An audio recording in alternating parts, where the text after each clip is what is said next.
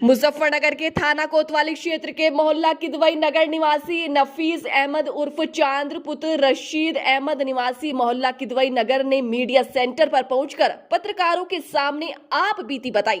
उन्होंने बताया, कोतवाली क्षेत्र के किदवई नगर में मेरा फर्नीचर का कारोबार है। इस कारखाने से अपने परिवार का पालन पोषण कर रहा हूं, मगर वहीं पड़ोस के ही रहने वाले शबाब आलम उर्फ नोनू पुत्र आमिर आजम, जो थाना कोतवाली नगर का पुराना हिस्ट्री शीटर बदमाश है, शबाब आलम मेरे कारखाने में 2 अज्ञात साथियों के साथ 22 जून रात्रि 8 बजे आया और मुझसे अभद्रता की और तमंचा दिखाते हुए 1 लाख की रंगदारी मांगने लगा। मेरे मना करने पर मेरे परिवार को जान से मारने की धमकी देने लगा। मेरा किदवई नगर दरोकोठी किदवई नगर पर फर्नीचर का कारखाना है, अलीगढ़ वुडन फर्नीचर के नाम से। जीएसटी नंबर भी है मेरे पास और मेरा काफ़ी अच्छे लेवल का कारोबार है। तो वहीं का एक हिस्ट्री शीटर शबाब आलम उर्फ नोनू, उसने जुमेरात की शाम को 8 बजे मेरे कारखाने आया और एक आदमी दो व्यक्तियों के साथ, और उसके हाथ में तमंचा था नोनू के हाथ में। कहने लगा मुझे 1 लाख रुपए चाहिए, मैं मकान बना रहा हूँ। जिसमें जी मेरे पास 2 ग्राहक आए थे, एक को स्टूल बनवाना था, एक को डबल बेड। उन्होंने भी ये माजरा देखा कि ये व्यक्ति क्या कह रहा है, तमंचे लेकर 1 लाख रुपये मांग रहा है। मैंने कहा भाई मेरे पास तो है नहीं। कहने लगे दे दे वरना तेरे बच्चों को तो जान से मार देंगे, सोच लिए मैं पैसे करवा दे तू।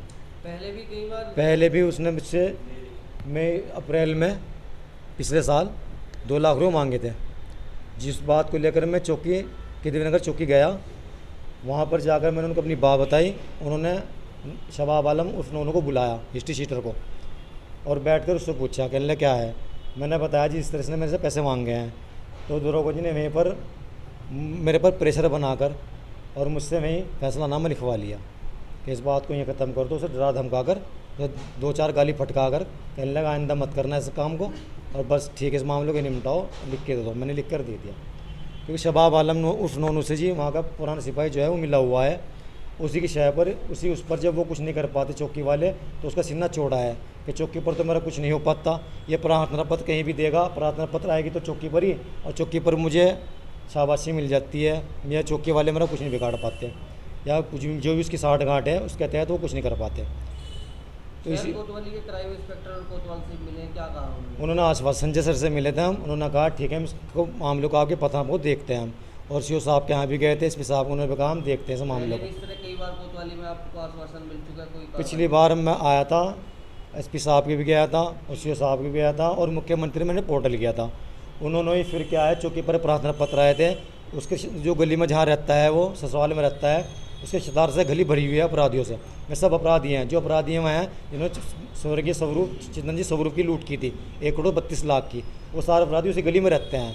तो इस घटना को अंजाम देते हैं वो आए दिन, और वहाँ को कोई मोहल्लावासी इस बात से भयभीत होकर को बोल नहीं पाता। कहने लगे अगर हम बोल लेंगे इनके सामने कौन खड़ा होएगा। इसलिए मैं अपना व्यापार चलाना चाहता हूँ। उसकी डर की वजह से मैंने अपना कारखाना कल से बंद करा हुआ है, और मैं जा नहीं पा रहा हूँ वहाँ पर बिल्कुल भी। इससे पहले भी कुछ पैसे दिए आपने? कुछ पैसा नहीं दिया मैंने। तो पिछली बार जब उन्होंने मोहल्ले वाली ने उनके सब ने पढ़ा, उसमें लिख करके दरोगा जी कहने से एक गवाह ने लिख करके साइन करके उस मामले को दबा दिया गया था।